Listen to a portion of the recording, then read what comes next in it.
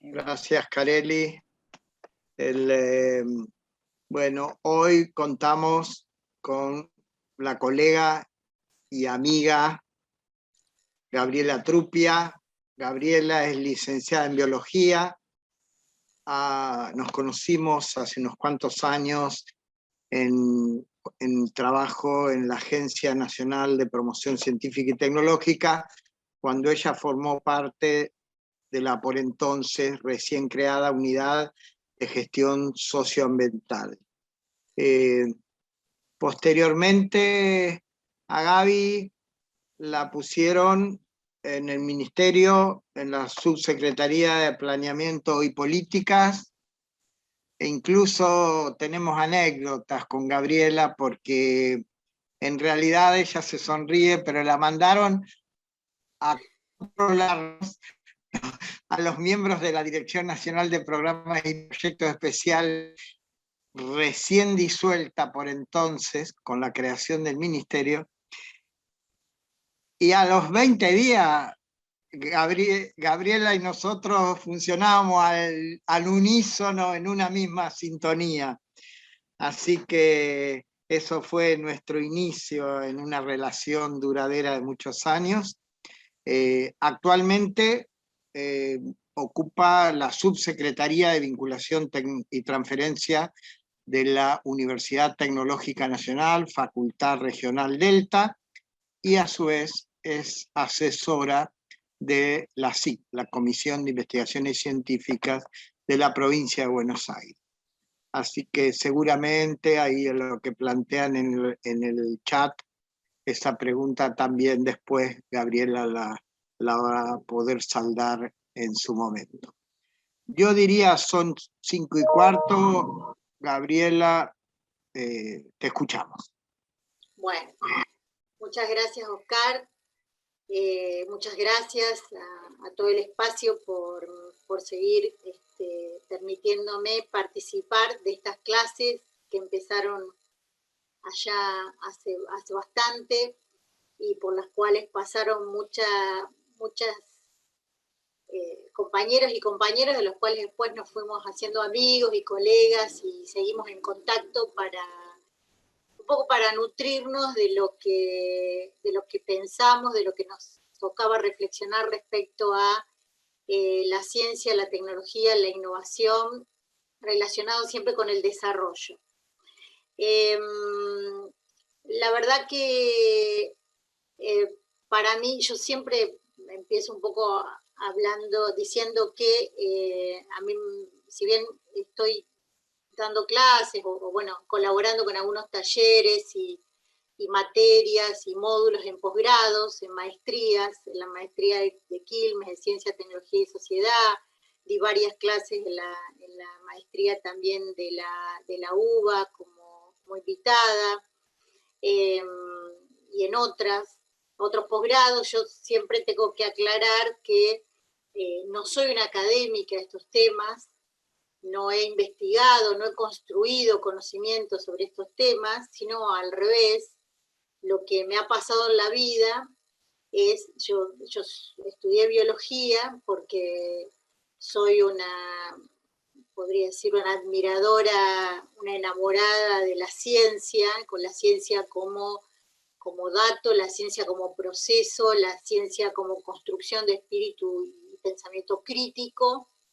Eso me llevó a estudiar ciencia, pero después la vida hizo que yo vivo en Zárate, a pesar de que estoy a 80 kilómetros de Capital Federal, mi vida transcurriera después en la gestión. No, muy poco tiempo, siempre estuve relacionada a la universidad, primero en la Universidad de Buenos Aires, en el CBC, en la cátedra de biología, después en la Universidad de Luján, estando en el área de ecología, pero después ya me dediqué a la gestión.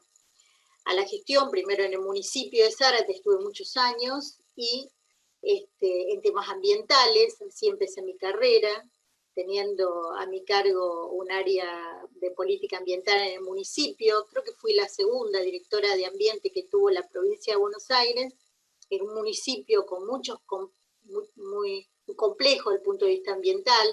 Zárate es un distrito con un perfil industrial muy marcado, que tiene hoy ya 2 centrales nucleares, que está a orillas del Paraná de Las Palmas, tremendamente impactado, donde había que construir fundamentalmente una gestión que ahora podría decir que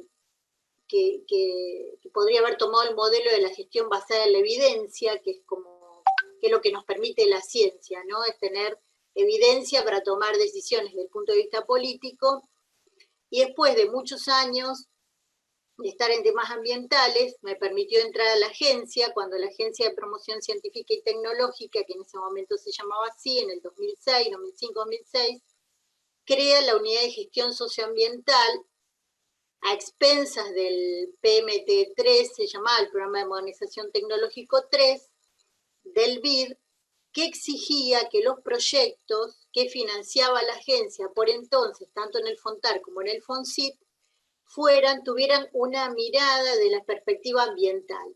Y eso hizo que entonces entrara en un mundo totalmente nuevo para mí, que fue la relación entre cómo se gestionaba la ciencia y la innovación en realidad y el desarrollo dentro de Argentina, tema que nunca había estado ni de cerca porque había sido muy poco tiempo investigadora. La gestión, el trabajo dentro de la agencia es una gestión bastante, se podría decir, cerrada, porque éramos pocos los que teníamos responsabilidades ejecutivas, con mucho equipo técnico, hizo que rápidamente empezara a entender esa lógica de los instrumentos, de la política, de la gestión, y cuando se creó el ministerio, me permitió acceder primero a lo que fue una dirección de política científica y de política, en realidad, no política científica, y después al área, a la subsecretaría de planeamiento, que fue la que desarrolló como hito, digamos, uno de los hitos más importantes, la que comenzó el desarrollo en realidad del Plan Argentina Innovadora 2020, si bien después ese plan se presentó en sociedad ya estando Fernando Peirano como subsecretario, que fue el que me sucedió. Yo de ahí me fui a trabajar a la Fundación Argentina de Nanotecnología, después no abandoné nunca más este lado de mi carrera profesional, que es la política científica y tecnológica. Pero entonces mi experiencia al día de hoy, que soy subsecretaria de Vinculación y Transferencia en la UTN, que está acá en Campana, yo vivo en Zárate, en un pueblo al lado, y ser asesora de la presidencia de la Comisión de Investigación Científica de la Provincia de Buenos Aires, hace que todo el tiempo yo esté aprendiendo, al revés, yo no estoy ni conceptualizando, ni escribiendo, ni investigando, ni dando clases, sino que aprendiendo cómo se gestiona este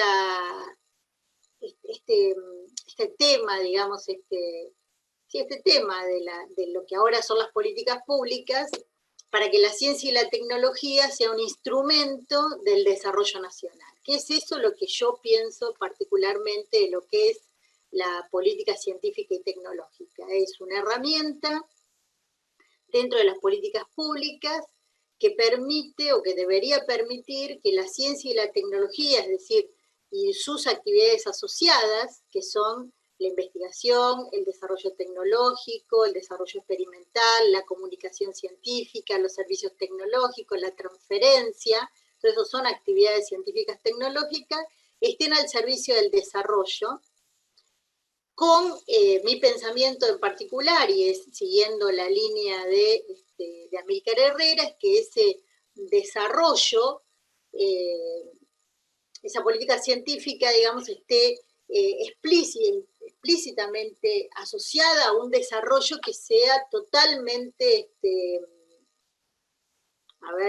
determinado por una política nacional y popular para el bienestar de las personas. Entonces, ¿qué necesitamos para hacer, o lo que yo fui aprendiendo, política científica y tecnológica? Primero, tener una clara visión de cuál es el desarrollo nacional que queremos, que todos aspiramos, que está representado por la figura del gobierno y en general la figura del Estado en particular, y a partir de ese modelo de desarrollo al que todos aspiramos, un desarrollo que hoy podríamos decir debe ser puesto al servicio de la población en particular, de las que tienen escasos recursos, no recursos, porque recursos la población tiene en general escasos ingresos, que en este momento también está definida por la salud como entendida como el acceso a las mejores herramientas que pueda tener el sistema sanitario para toda la población, que pueda generar empleo, que pueda generar un empleo de calidad y además que sea una política sustentable, es decir, una política donde el desarrollo sea sustentable y sostenible, con todo lo que eso implica respecto al uso de recursos naturales, a ser sobre todo a ser distributivo, equitativo y igualitario. Entonces, teniendo como premisa para mí que la política científica y tecnológica es una política que tiene que estar subsumida a todos los intereses nacionales, y esos intereses nacionales y desarrollo deben estar explicitados, la política científica y tecnológica se hace más sencilla, es decir, se hace más sencilla de definir. Eso es lo que yo fui aprendiendo a lo largo de mi carrera profesional. Y esto a mí me quedaba claro, por ejemplo, para hablar de política, que había una diferencia entre una definición de política científica y tecnológica respecto a los instrumentos en sí mismos de apoyo y promoción de la ciencia y la tecnología. Porque lo que a mí me hacía ruido cuando yo estaba trabajando en la agencia era que había una serie de instrumentos que se negociaban. Ustedes saben que la ciencia y la tecnología en Argentina, ya desde, podría decir, bueno, Oscar seguramente tiene más referencias que yo, pero desde la creación de la agencia, por el año 1996, un poco más adelante, tiene un gran componente de financiamiento de organismos multilaterales de crédito. En particular, al principio del BID, y en el año 2008, entró el Banco Mundial a ser también un organismo de financiamiento.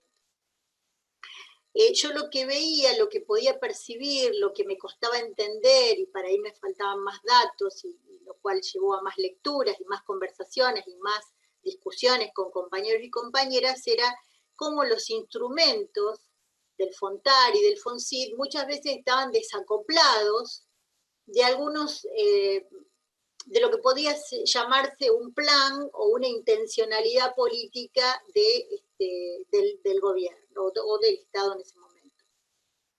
Y además que no tenía un reflejo, no tenía impacto. La agencia en ese momento financiaba, sí, un montón de investigación, sobre todo investigación básica y algo aplicada a través del FONCID, pero el FONTAR, a través del financiamiento de la agencia, me parecía que no lograba hacer la diferencia respecto a lo que las pymes necesitaban. Por el formato que tenían los instrumentos, por la modalidad de ser gestionado, que era una modalidad muy, muy interesante y tremendamente transparente y con muchos mecanismos de reaseguro y de control para asignar recursos públicos, como eran los del FONTAR, que por más que vinieran del BID ya eran recursos públicos, se asignaban con una metodología muy formal y muy trabajosa. ¿Por qué cuento esto? Porque cuando Oscar cuenta que se crea el ministerio y la dirección que él tenía se disuelve porque no pasa a formar parte del nuevo organigrama, y yo me encuentro con ellos, me doy cuenta otra manera de gestionar y de financiar proyectos de investigación y desarrollo, que era los proyectos de investigación y desarrollo, los proyectos y programas especiales que gestionaba la dirección de proyectos y programas especiales que estaban fuera de la agencia y que tenía otra manera de instrumentar en la promoción científica y tecnológica mucho más cercana al Estado ayudando a esos actores que querían realizar o ejecutar proyectos científicos tecnológicos que no pasaban por el mecanismo del FONTAR. Entonces, no hay una única manera, es decir, la política, para mí, lo que yo fui aprendiendo es que debía tener una intencionalidad y una explicitación respecto a qué modelo de país y qué modelo de desarrollo quería aspirar y debía aspirar. Debía tener, además, como otro componente, obviamente, un correlato presupuestario, eso es imprescindible, es decir, cuando uno dice de tal país o tal sector o tal provincia tiene una política activa de ciencia y tecnología o de promoción, debe mirar el presupuesto al cual le asigna. Eso es un indicador claro de cuál prioritaria es esa asignación, pero a su vez cómo instrumenta esa promoción. Y la promoción no se instrumenta de una sola manera. La promoción se instrumenta con capacidades del Estado, no solamente para poner recursos de fondos públicos que son de manera competitiva, porque eso es lo que tiene la agencia. La agencia, y esto también por ser vieja como soy, en los 90, cuando se crea la agencia, era la época que en los 90 se agenciaba el Estado. El Estado, se crearon un montón de agencias, porque los organismos de multilaterales de crédito, el consenso de Washington, no creían en el Estado como un impulsor y promotor, sino que se agenciaban, y esa estructura de agencia le daba un halo de transparencia, porque yo recuerdo que no estaba trabajando en la agencia en el 96, cuando se crea la Agencia de Promoción Científica y Tecnológica, pero estaba trabajando en otro programa del BID, que se llamaba PROMEVA, Programa de Mejoramiento de Barrios, y nosotros no éramos empleados del Estado, éramos consultores expertos, así decían nuestros contratos, éramos expertos. Imagínense que, porque teníamos que tener como profesionales, era como una denominación que nos hiciera ver que no estábamos contaminados por la política, y que esa agencia y ese programa distribuía recursos con mecanismos muy formales y muy transparentes, en donde la política no metía la cola, digamos, no interactuaba.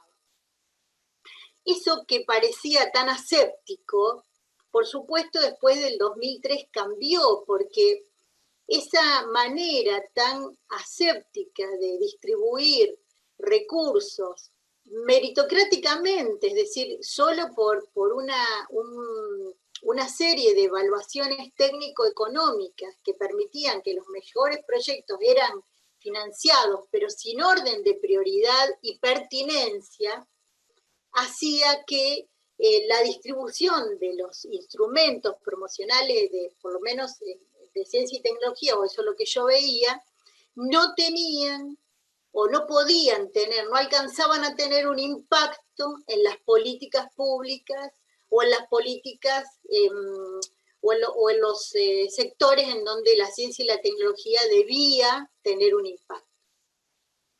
Un poco, por eso los programas como los PIPES, les llamaba Oscar, la dirección, que por eso a mí me llamó mucho la atención cómo ellos gestionaban recursos mucho más limitados que de la agencia, pero tenía una intencionalidad política al decir que esos recursos se distribuían y aparte ponían capacidades en juego, ponían muchas capacidades técnicas en juego, a ayudar, a colaborar con que los actores que querían desarrollar proyectos científicos tecnológicos entre sectores populares, ONGs, ministerios, etcétera, se asociaran con el sector científico para hacer un proyecto. Esto debe estar recontraescrito, Oscar, me imagino que hay tu tesis, un montón de cosas. Les recomiendo que lean esa experiencia, porque tiene un aprendizaje riquísimo. Ustedes piensen que una persona como Daniel Goyan, al cual admiro, yo lo conocí siendo parte de ese programa, así como otros compañeros y compañeras, de altísimo nivel técnico, que tenían esa concepción respecto a cómo se debían hacer proyectos o se podían hacer proyectos científicos tecnológicos asociativos entre sectores que nos acercaban normalmente a la ciencia y la tecnología con grupos de investigación para resolver problemas muy concretos, pero a su vez no problemas, no eran meros proyectos, no eran proyectos de extensión, eran proyectos de investigación y desarrollo. Se generaba nuevo conocimiento, se generaba nuevo desarrollo. Esto, imagínense, lo que solo les voy a mencionar como ejemplo de ese momento, el Yogurito, el proyecto por el cual se desarrolló, el Cerela desarrolla un alimento de altísimo valor agregado que después podía, de hecho fue transferido a cooperativas lácteas para que llegue a comedores populares o escolares para poder entregar alimentos probióticos con todo lo que eso significa a niños y niñas que lo necesitaban. Ese circuito para mí es el más virtuoso respecto a cómo la política debe poner o debería poner la ciencia y la tecnología en función de los intereses y las necesidades de una nación, una provincia, una región, una localidad o lo que sea. Pero eso requiere, ¿qué requiere? Recursos presupuestarios, pero a su vez muchas capacidades que tengan la formación, la experiencia y la vocación de hacerlo en concreto, de gestionarlo en concreto, es decir, capacidades de gestión, de acompañamiento, porque ¿por qué digo esto? Porque las capacidades de la política científica tecnológica, las capacidades que se le requiere al Estado y que ustedes van a ver en la agencia, que es una gran institución, son capacidades que tienen que ver con la evaluación, tienen que ver con la asignación de recursos, tienen que ver con la distribución de esos recursos, con el monitoreo, con la evaluación, con el seguimiento administrativo, y son excelentes capacidades. Pero a su vez necesitamos capacidades que tengan la posibilidad de hacer estas articulaciones, estas vinculaciones, y no sé si usar la palabra transferencia, porque parece que fuera un sustantivo de que pasa de un lado para el otro, cuando en realidad lo que va pasando en proyectos de investigación y desarrollo asociativos, que están enfocados en resolver problemas concretos, es que la transferencia es bilateral, van permeando de un lado para el otro. Todo esto para decir, a ver, pero quería, lo de los ministerios de difusión que usted mencionó en su clase. Por ahí alguien ya lo mencionó, lo que dice el chat, ¿no, Oscar? Digo. No se comprende bien a qué refiere.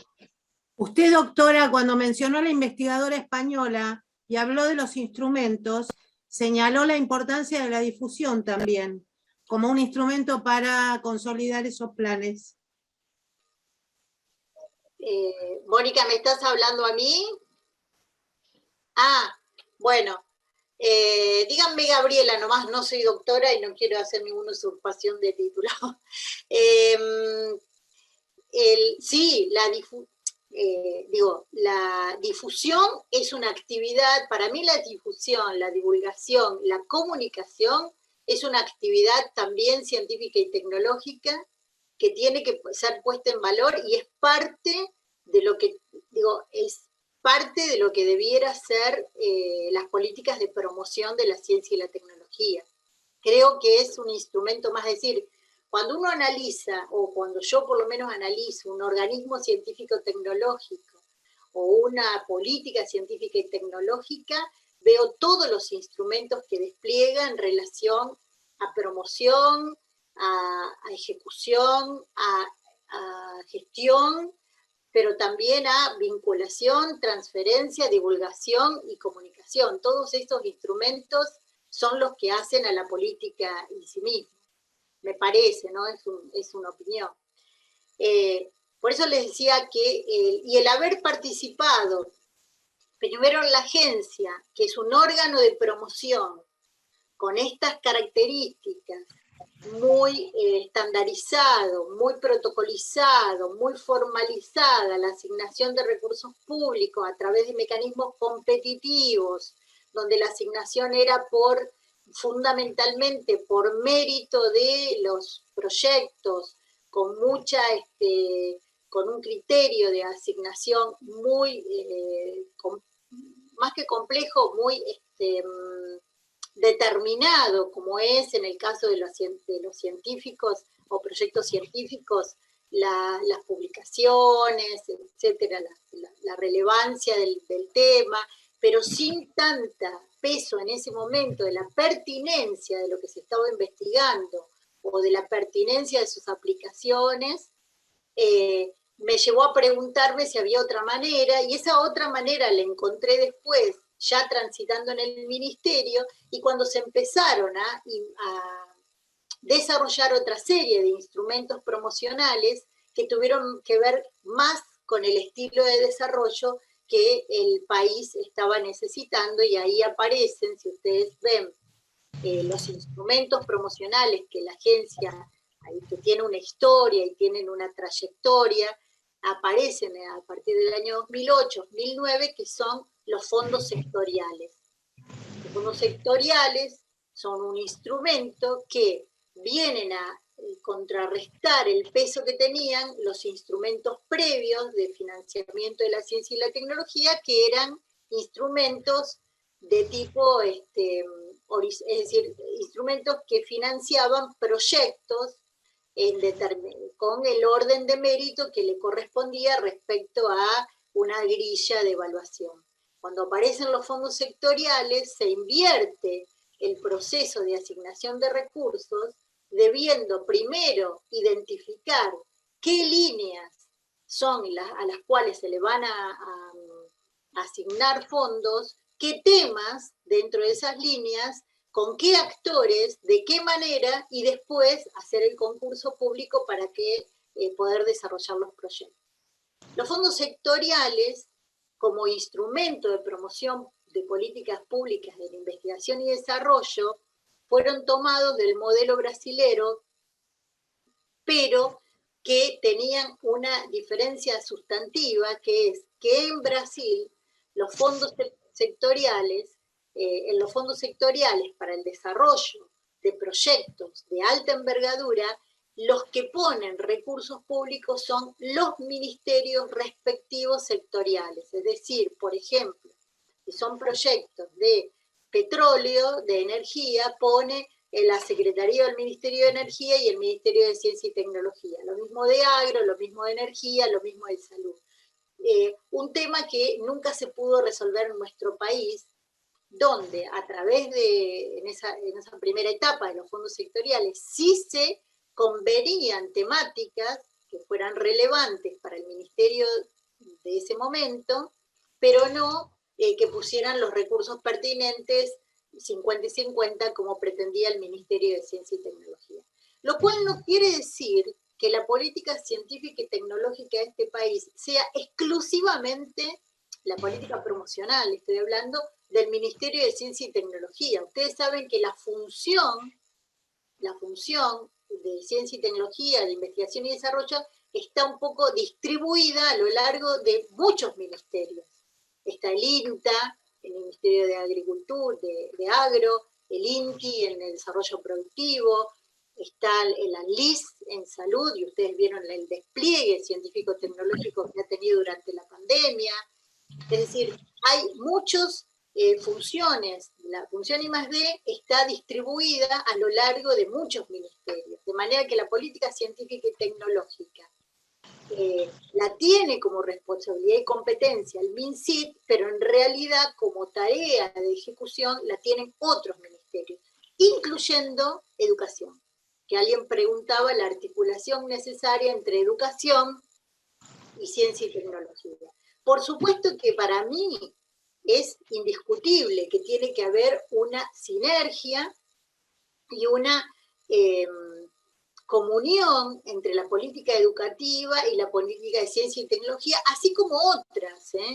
Por ejemplo, como la política de desarrollo productivo, o obviamente la política de salud, es decir, porque la ciencia y la tecnología está al servicio, a mi juicio, de esas políticas sectoriales.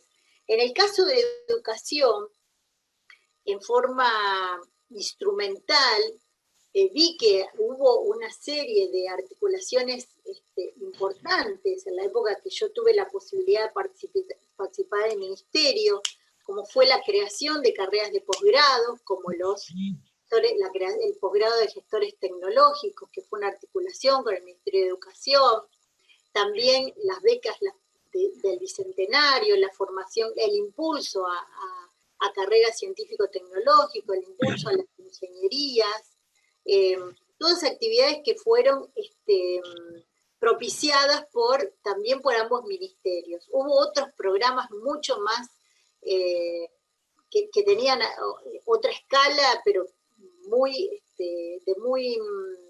que en ese momento tuvieron mucho impacto, como programas de divulgación y comunicación, como Los científicos van a las escuelas, que se trabajó con el Ministerio de Educación. Y también hay un área en donde nos vamos solapando, que es el área, sobre todo, de vinculación tecnológica, que está fuertemente liderado también en las universidades públicas, por el Ministerio de Educación a través de la Secretaría de Políticas Universitarias, en los cuales ahí hay una especie, debiera haber, creo que no sé si es del todo tan virtuosa, no estoy participando tanto de la red BITEC, pero hay una interacción entre lo que es la vinculación tecnológica y la transferencia de tecnología, entre todo lo que es la política respecto a la vinculación que va desarrollando la Secretaría de Política Universitaria dentro de las universidades como organismos de gestión de la transferencia de sus conocimientos al medio productivo y social, y lo que es el Ministerio de Ciencia y Tecnología como organismo promotor de que se ejecuten esos proyectos, digamos, esas acciones de ciencia y tecnología. Gabriela, sí. Discúlpame, ¿te podría hacer una consulta? Porque así, si no, se me va a ir del tema. Estabas hablando recién con respecto a, bueno, digamos, el descubrimiento con respecto al tema de gestión, ¿no? Para los que estamos ahora con roles de responsabilidad en gestión en distintas áreas, hablabas del tema de, una cosa es la disposición de las herramientas, es decir, tener el instrumento para generar un convenio, para generar acuerdos, contratos, licitaciones, lo que fuere, y después el tema de la vinculación y de la gestión a nivel de interacciones más vinculadas a, digamos, cómo ejecutas eso, ¿no? Digo, de cómo interactúas con el resto de los actores y los distintos organismos para de alguna manera acortar los tiempos de gestión, ¿no? Porque uno tiene proyectos o tiene la posibilidad de llevar adelante distintas políticas, y sin embargo tenés impedimentos internos que son propios de los organismos, que, digamos, es la cuestión burocrática y de circuitos necesarios para poder avanzar con el armado de convenios o las interacciones de las distintas áreas, que incluso hasta nos pasa a nosotros, por lo menos en el área de gestión de Acumar, donde estoy yo ahora, que no están preparados, por ejemplo, los propios abogados para comprender, cuando le estás hablando en lenguaje muy técnico, de qué estás hablando cuando estás hablando, y ante el miedo, ante la cuestión de no meterse en un campo del que no tienen conocimiento, a veces se enlentecen demasiado, se hacen muy, muy difíciles de gestionar el tiempo, convenios, acuerdos, un montón de cuestiones, ¿no? Y después tenés el área, digamos, eso como falta de recursos propios, porque, digamos, los cuadros técnicos están, el tema es que no tienen la capacidad de articulación, por un lado interna, y después entre los distintos organismos quizás hasta mucho más fácil, digamos, pero también tiene su tiempo digamos, de ejecución. ¿Dónde ves que está el cuello de botella? Porque, digamos, de alguna manera tenés la posibilidad de ejecutar recursos, a veces llevas meses para terminar de ejecutar un recurso, y no es una cuestión de falta de voluntad, ¿no? Sino es que a veces la comprensión del tema de la vinculación todavía no está calando, yo creo, al nivel que necesitamos que esté entrando para poder generar un círculo virtuoso en el sentido de generar políticas públicas concretas mucho más rápidas, entendiendo esto, digamos, en el marco de la referencia al triángulo de Sábato, ¿no? De la cuestión de la innovación y tratar de buscar alguna cuestión por ahí. Y después, esa es una media larga, y después el tema de el GACTEC, que es algo que siempre hablo con Oscar, y una duda que tengo, digo, ¿cómo ves esa solución posible entre la articulación interministerial para poder promover proyectos de largo plazo integrales entre los distintos ministerios con una visión un poquito más sistémica, digamos, de hacia dónde llevar las políticas públicas, y si eso no estaría más, de alguna manera, inserto en, digamos, una definición o una decisión política que tenga que ver directamente bajo el ala del presidente, ¿no? Porque hoy, digamos, lo articula, teóricamente lo articularía el Ministerio o el Ministro de Ciencia y Tecnología, pero sucede que siempre después eso es como que, bueno, mandan a los secretarios y esas políticas se frenan, ¿no? O no trascienden. Bueno, esas dos preguntas, no sé si quedó Yo claro. creo que la dificultad del Estado de articular, nosotros tenemos un problema de visiones. El Estado no termina de consolidarse con capacidades más afines a los nuevos mecanismos que necesitamos por montones de motivos. Lo que yo veo es, primero, no acumula capacidades el Estado. Es decir, he visto muchas veces que el Estado, que cada gobierno, distintos gobiernos van cambiando las personas, el Estado va perdiendo capacidades, no hay una buena jerarquización de la carrera de las personas para las cuales trabajamos en la función pública, y eso hace que prácticamente estemos todo el tiempo invirtiendo nuevamente en generar esas capacidades y en perderlas. Después, nadie quiere pagar los costos de transacción que hay que pagar, es decir, pagar quiere decir hay que invertir para que esos costos de esa gestión la haga alguien y la haga con la mayor calidad posible. La mayoría de los proyectos asociativos en la agencia que se han financiado a través del FONASEC, la mayoría, muchos, han llegado a nada, no han podido transferir un buen resultado, precisamente porque fallan en el management, fallan en la gestión, fallan en el gerenciamiento, porque los mecanismos burocráticos están por encima de los intereses de los mismos proyectos, y además nadie se hace cargo de eso. En términos del tiempo que va tardando, creo que todos los lugares tienen tiempos que son incompatibles con la gestión, y totalmente incompatibles, se tarda un montón de tiempo en gestionar. Nos da muchísimo miedo ponerle la firma a alguien, porque hemos aprendido que el costo del error, el Estado, de un error razonable estoy hablando, ¿no? Un error que haga sucumbir las arcas del Estado, de un error razonable se paga de manera terrible. Entonces, eso hace que todo el mundo se vaya cuidando, y cada vez, eso muchas veces tienen la culpa, digo yo, entre comillas, las auditorías. Cada vez que una auditoría te revisa un proceso, seguro que entre dos puntos de un proceso te pone un proceso nuevo, un eslabón nuevo, y eso te lo hace cada vez el proceso más largo. Es como el libro de arena, digo yo, que siempre entre dos páginas aparece otro. Y entonces los procesos burocráticos son eternos, nadie los termina de comprender, además que todo el mundo se queda con parte de ese conocimiento y no lo transfiere y no lo comparte. Entonces es un modelo de Estado que tenemos que repensar.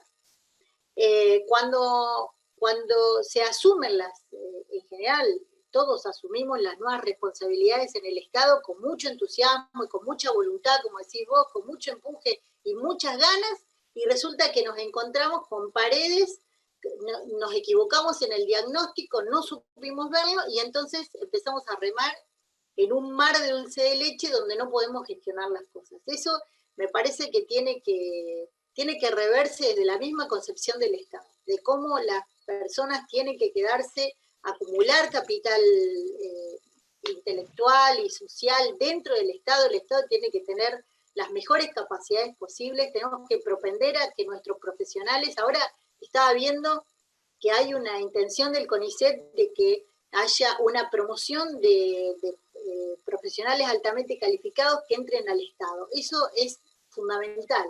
Pero además de que entren con buena formación teórica y conceptual y académica, tienen que tener los mecanismos, tienen que estar muy formados en la gestión. Y no hay que tenerle miedo, no hay que tener al revés, hay que hay que brindarle todas las capacidades de estas personas, a las personas que vayan a ingresar al Estado, para que puedan gestionar en los tiempos que necesitamos. Fíjense cómo la pandemia hizo, yo lo que aprendí de la pandemia es un tema crítico y crucial que necesitaba de la redefinición burocrática, incluso de muchos organismos, pudo ser enfocada con un tema de urgencia. Nosotros nunca hubiéramos esperado, y se lo digo, de años de transitar proyectos innovadores en salud, tener una barrera en el ADMAT donde no pasan proyectos innovadores. Y sin embargo el ADMAT puso las capacidades en función de resolver los problemas de las admisiones de emergencia, las autorizaciones de emergencia de las vacunas. Entonces quiere decir que las capacidades estaban. Y hay que enfocarlas, y hay que concentrarlas, y hay que tener una férrea voluntad de poder hacerlo.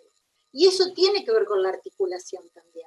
Porque muchas veces las trabas se ponen en otros lados, no en el organismo de referencia, no en el organismo donde estamos gestionando, sino se ponen en otra. El otro día, hablando con la provincia de Buenos Aires, me contaban, quieren sacar un fondo, hace 1 año y medio que están gestionando un fondo para la innovación, se llama, que va a sacar la provincia de Buenos Aires. 1 año y medio transitando los organismos de la Constitución de la provincia de Buenos Aires, y cada vez parece el juego de la oca, que avanza, que parece que se puede lanzar, retroceden 10 casilleros porque siempre hay un problema burocrático que resolver. Entonces, si nosotros pensamos que el mundo se mueve a una velocidad, la tecnología, el cambio social, el problema pandémico, etcétera, a una velocidad, el Estado se está quedando y estamos desperdiciando recursos y estamos poniendo además el bienestar de la gente en juego. Yo creo que la articulación entre ministerios es crítica, es crucial. ¿Es el GATEC? Yo no estoy segura, porque los gabinetes también fueron un invento, digo yo, una estructura institucional de los 90. Que ahí estaba el gabinete de ambiente, el gabinete de esto, el gabinete de lo otro, y no funcionaban tampoco. El GATEC, como vos decís, era un lugar donde estaba bajo la órbita del presidente. ¿Por qué en ese momento estaba bajo la órbita del presidente cuando se crea el GATEC en los 90? Porque la Secretaría, la Ciencia y la Tecnología, era Secretaría de Estado, y ningún ministro se iba a sentar siendo convocado por un secretario. Entonces dijeron, bueno, un gabinete, los convoca el presidente y todos sentados. Nunca se sentaron los ministros. Esta fue la realidad. Después, el GATEC, como es una Secretaría de Estado, se usa para hacer otras cosas, digamos, se usa como una secretaría dentro del Ministerio de Ciencia y Tecnología. Se convocan los ministerios para articular algunas cosas, pero no la estrategia. Y acá, los que estudian estos temas de política científica podrán dar a conocer otros modelos, como son los planes nacionales de desarrollo, ciencia y tecnología para el desarrollo, las estructuras interministeriales con buen rango, sí, con un rango definitivamente que dependan del presidente. ¿Un plan quinquenal? Que se tenga a largo plazo. ¿Cómo? ¿Un plan quinquenal, por ejemplo? Un plan quinquenal, sin lugar a dudas, ¿sí? algo que nos haga poner de acuerdo, porque además el Ministerio de Ciencia y Tecnología es un ministerio que tiene que estar al servicio de los otros ministerios, es decir, tampoco no sé si es el convocante. ¿Quién es el convocante? Tal vez, obviamente, la jefatura de gabinete, me imagino, que es el órgano institucional que tiene el gobierno que permite articular los ministerios y poner, por ejemplo, la proa hacia un plan de esas características que, a mi juicio, sería muy beneficioso. Pero yo creo que tu diagnóstico es muy acertado. No sé cuál es porque además lo que vos ves a nivel de tu organización se va repitiendo en la universidad, se va repitiendo en los ministerios, se va repitiendo, es casi, digamos, el modelo institucional que vamos repitiendo. Y esto es un problema, y como todo problema, tiene que resolverse. Digamos, y me parece que la respuesta no es sencilla, porque los problemas complejos no tienen respuestas sencillas, y tienen respuestas complejas, y esa respuesta hay que construirla de esta manera. Y ahora, una vez que tengamos una hipótesis, por lo menos una serie de modelos para seguir, lo que ahí sí hace falta es la voluntad política para seguir ese modelo. Es decir, bueno, la articulación es necesaria, es imprescindible, y hay que seguirla hay que tomarla como modelo política político. de Estado, de largo plazo, digamos. Sí, tiene que ser. Bueno, no tenemos definido todavía como país qué tipo de país queremos, ¿no? Digamos, más allá de que algunos lo tengamos resuelto y que muchos de alguna manera tengamos una idea de hacia dónde ir y qué pretendemos y qué queremos hacer, digamos, como sociedad todavía no resolvimos dónde estamos parados y hacia dónde queremos ir. Así que, digo, más allá de eso, el voto siempre manda, y a veces se votan cosas que no tienen ni pie ni cabeza, y somos sujetos de estudio, la verdad, porque a veces es incomprensible que sucedan cosas que van en contra de las necesidades de la gente, ¿no? Pero bueno, nada, es mucho más largo. Nada. Gracias por la respuesta.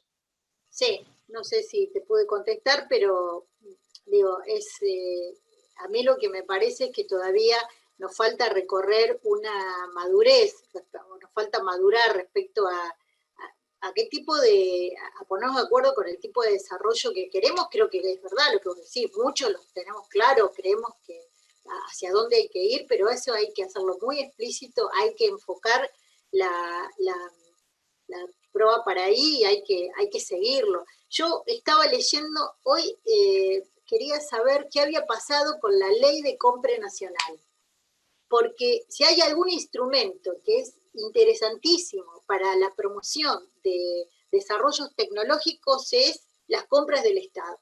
Las compras del Estado son un instrumento capital para la innovación.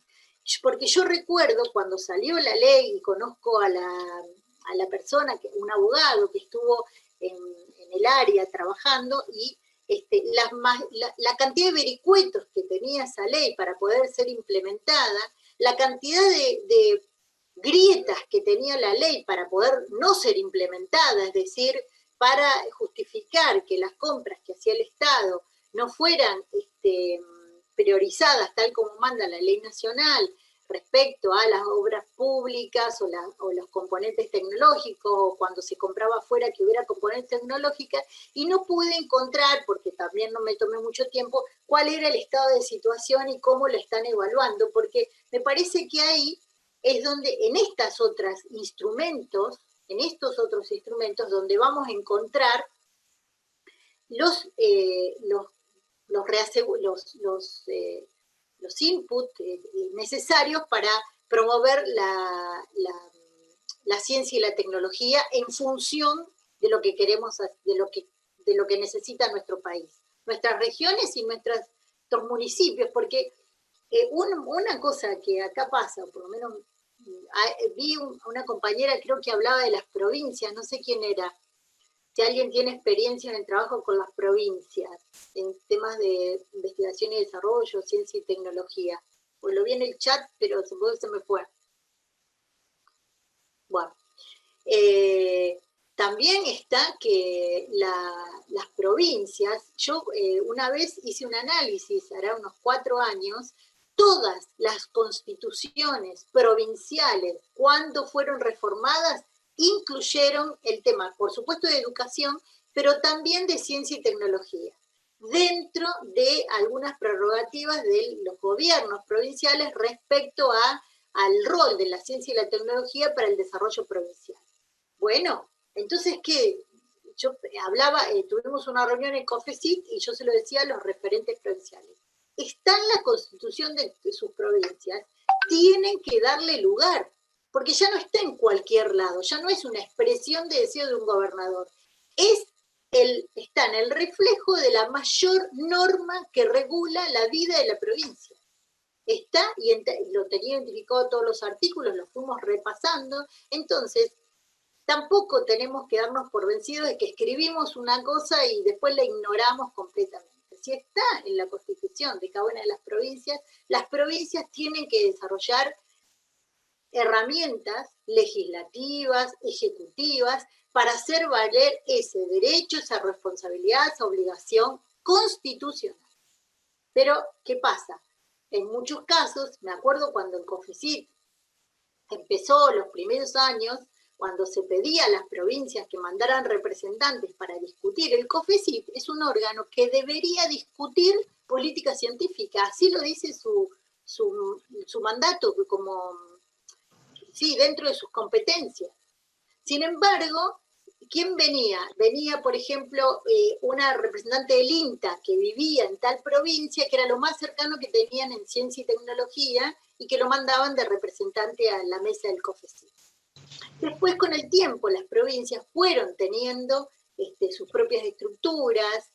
Recuerdo, por ahí Oscar se acuerda, tal vez Alejandra también, que en el año 2000, de haber sido 2005, se hizo un programa de fortalecimiento de recursos humanos de las estructuras provinciales, que eran becas para las maestrías. ¿Se acuerdan? Que se le daba a las provincias, se les becaba las personas que eligieran para venir a formarse a las 3 maestrías que en ese momento estaban en Buenos Aires, que era la de Sarmiento, la de Buenos Aires y la de Quilmes.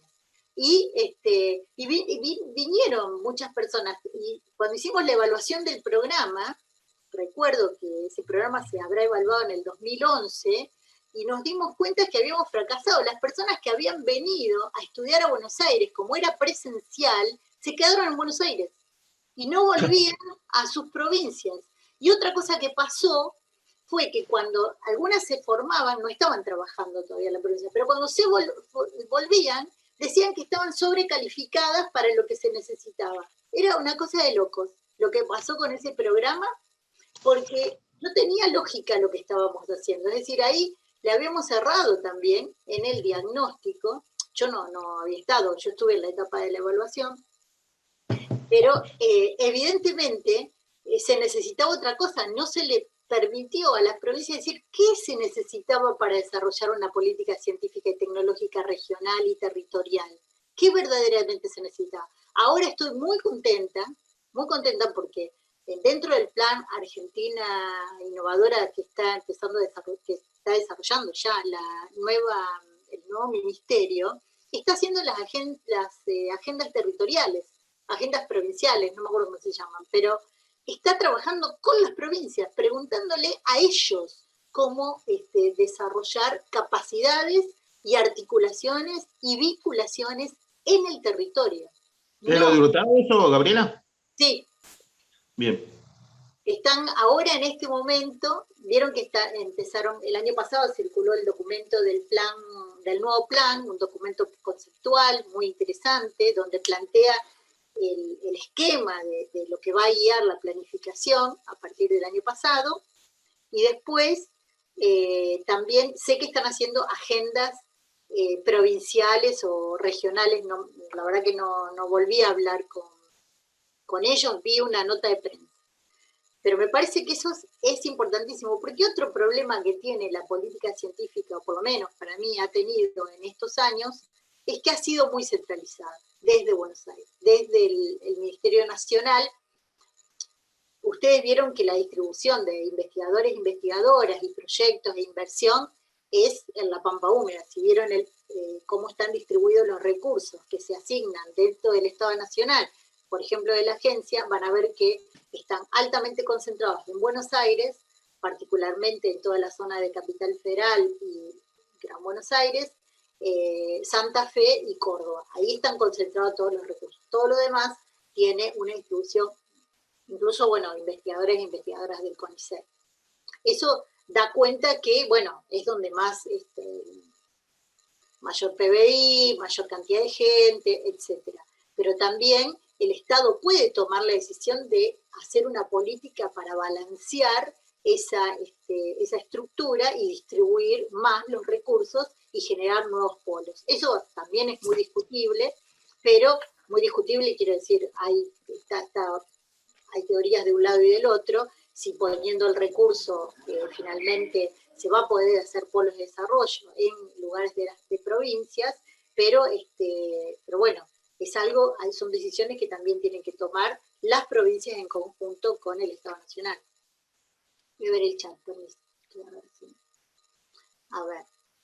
Diego nos comentó en su clase estas cuestiones que está planteando Gabriela. Sí, yo creo que ellos,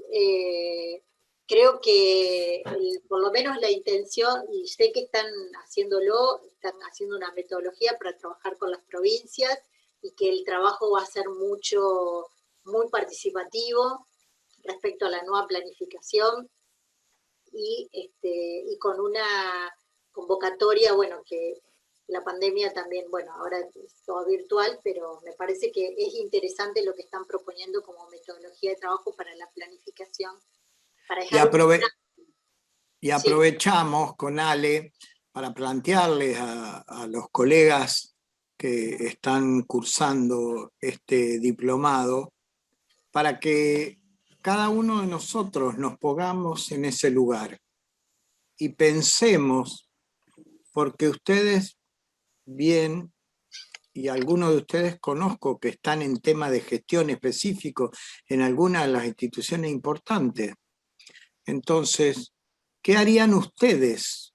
¿Sí? Y al revés, los necesitamos que planteen esas y debatan en los foros y lo planteen en sus trabajos, y también en el trabajo final, integrador, porque bueno, cada uno de ustedes tendrá un pensamiento y dirá, hay que hacer tal cosa. Entonces, pongámonos en el lugar de decir, gestionador de la ciencia y la tecnología del país, ¿cómo hacemos? Hoy Diego nos planteó en estas clases que esto de ver las agendas provinciales y a partir de ahí, como de la periferia al centro.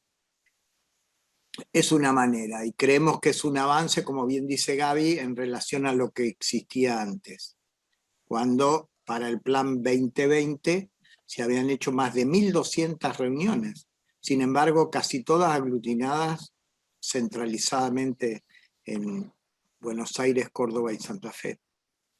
Por lo tanto, pero lo importante de que en este diplomado es que ustedes debatan estos temas y se pongan en situación de resolver esta gestión, porque ustedes están transitando una capacitación en gestión tecnológica. Y se les va a plantear en cada una de las instituciones, de la empresa o del organismo en donde participen. Y hay que tomar decisiones y hay que involucrar recursos. ¿Y cómo harían? Y como Estado no tenemos todos los recursos. Y si se nos aparece algo en la frontera del conocimiento, pensemos, ¿lo hacemos? ¿Cómo? ¿De qué manera? El Estado tomó determinaciones rápidamente, y eso, como bien dijo Gaby antes, en función de la COVID-19, y resolvió en 45 días, puso recursos, llamó a la convocatoria y financió proyectos que a 60 días, 6 meses y un año tuvo resultados concretos. Entre ellos respiradores, kits, suero equino, 3 vacunas en distintas fases, etcétera, etcétera. Ahora, pasar de fase en una vacuna se necesitan 200 millones de dólares. Hay que ponerlo. Es fácil decirlo.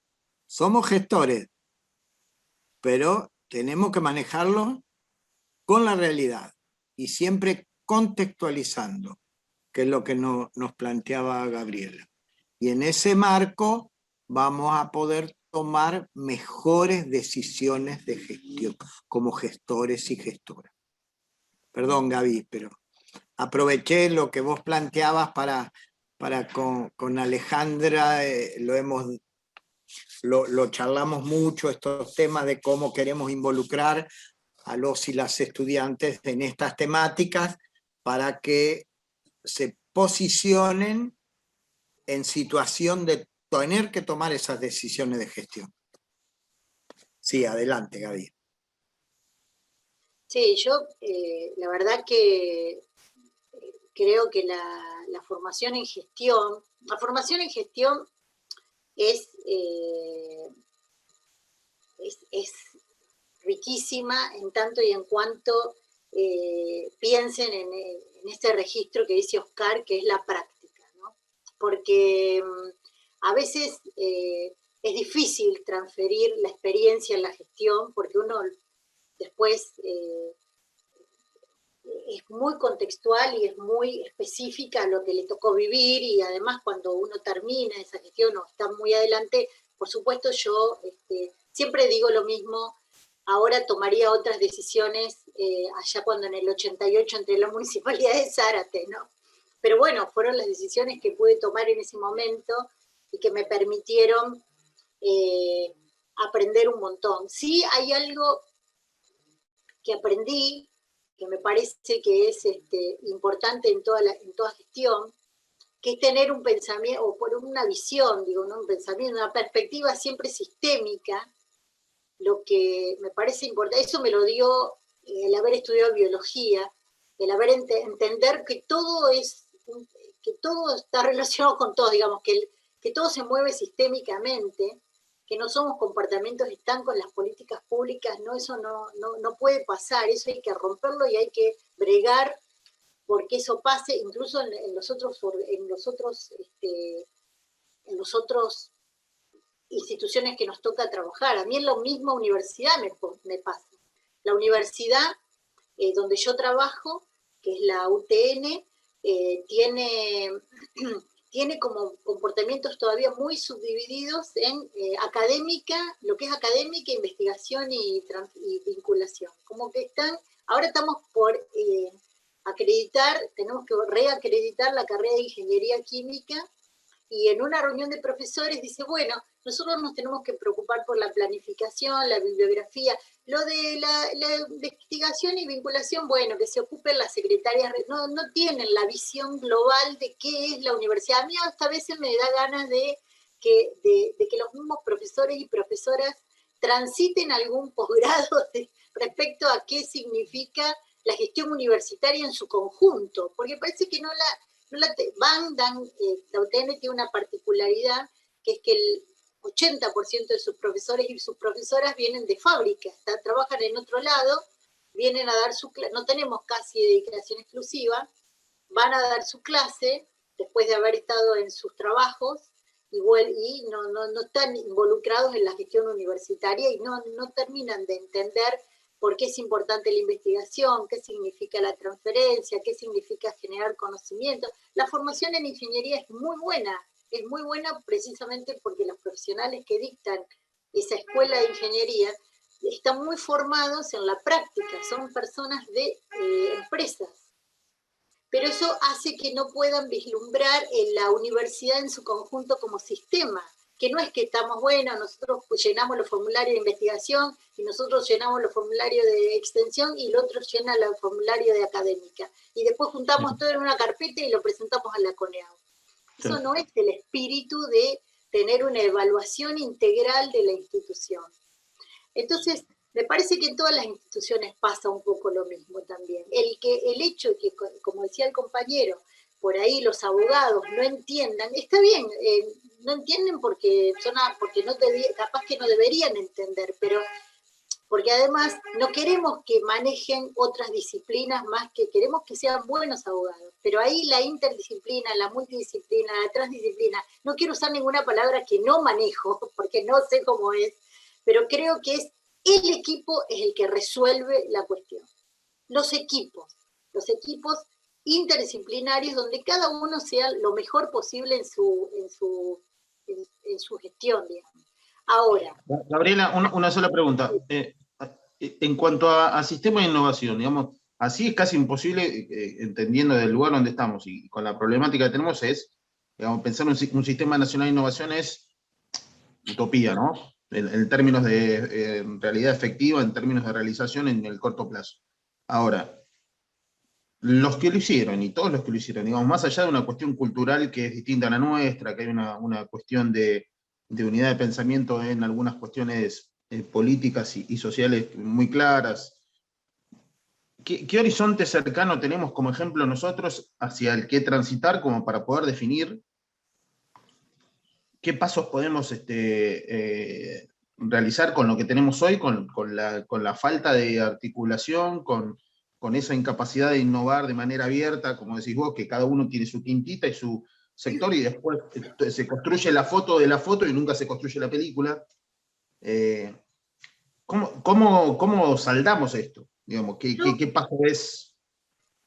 Yo no soy especialista y lejos de serlo, porque además el concepto del el tema de innovación roza temas que yo no manejo en absoluto, de la economía de la innovación, etcétera. Pero una vez leí un artículo muy interesante de Diego, precisamente, en donde decía que el Sistema Nacional de Innovación era un tema normativo, es decir, que era una aspiración, casi un aspiracional, es algo. Y él se preguntaba, tendría que buscarlo en el artículo y se los paso, tengo que revisar porque lo leí, me acuerdo, en un libro en papel, así que tengo que revisarlo en libros.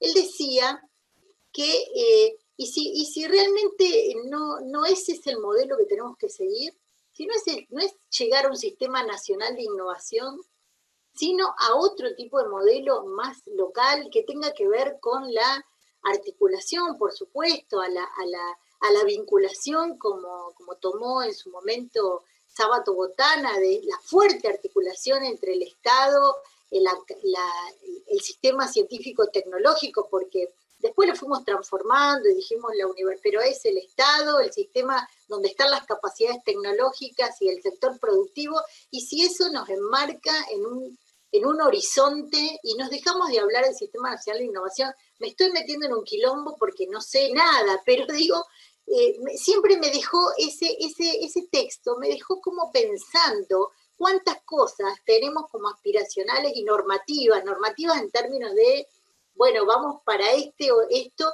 algo que nunca vamos a alcanzar. Entonces, diría, y si pensamos otro modelo para nosotros, que no sé cuál es, por algo la tiene Alejandra Roca acá sentada, que piensa mejor que yo, pero... No, pero que, perdón, terminá. No, y eso, no, digo para dar una humilde opinión, nada más. Pongámosle otro nombre, Sistema Nacional de Articulación y Vinculación Tecnológica. No, el problema es el término sistema.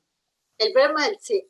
El problema es el término sistema, que implica una concepción homogénea, sistémica, justamente, cuando nosotros sabemos que lo que nosotros tenemos es un conglomerado de instituciones que están fuertemente distorsionadas, deformes, si querés, con asimetrías al interior, donde no está desarrollado federalmente, donde tenés una concentración, digamos, muy grande de recursos, de subsidios, pero además de recursos humanos formados, de instituciones. Entonces, hablar de sistema es suponer que hay una mirada sistémica, cuando en realidad vos, digamos, lo que está buenísimo, el aporte, lo que estás diciendo, Gabriela, que es decir, bueno, por lo menos a mí me hizo pensar mucho un artículo que lo cuestiona. Mirá qué importante que es escribir a veces sobre estas discusiones que a veces las tenemos y nadie las pone en papel, pero